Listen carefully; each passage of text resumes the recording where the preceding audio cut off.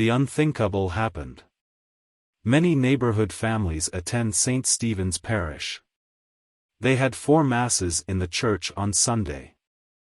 The school was full of Catholic neighborhood children with classes from 1st to 8th grade. The girls wore uniforms, and the boys wore ties, the clip-on type. You could attend girls' high school grades 9 through 12 as a female student.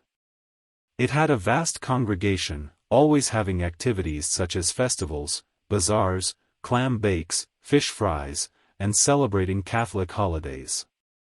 The parish was full of middle-class dedicated Catholic families.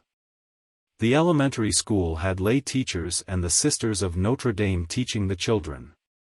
The nuns were much stricter than the regular teachers. Every first Friday of the month, the entire school would march across the parking lot to the church to attend Mass and receive communion. After the Mass, we all headed to the school cafeteria to have chocolate or white milk and glazed donuts. Every Saturday, you could go to confession to receive communion on Sunday. The Saturday confession was held from 2:30 p.m. until 4:30 p.m. and 6 p.m. until 7:30 p.m. You went into the confessional and told your sins to the priest. He would tell you the penance you had to complete for the forgiveness of your sins, for example, 10 Hail Marys and 10 Our Fathers depending on the number of sins you committed. You would go back to your pew and start your penance.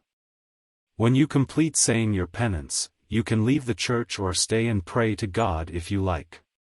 The church was stunning inside, with many statues, wood carvings, and stained glass windows.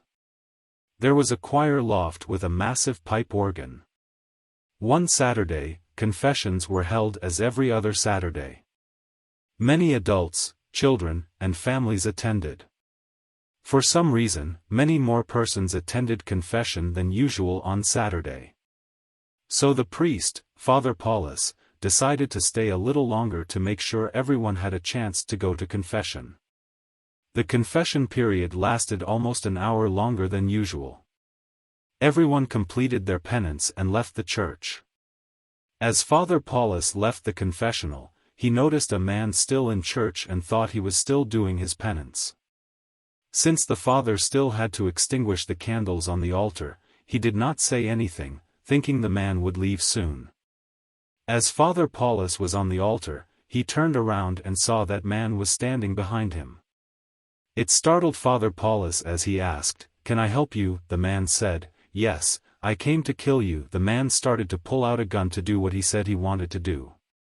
Father Paulus, seeing what he was trying to pull out of his jacket pocket, grabbed the man by his arm as the gun came out of his jacket pocket.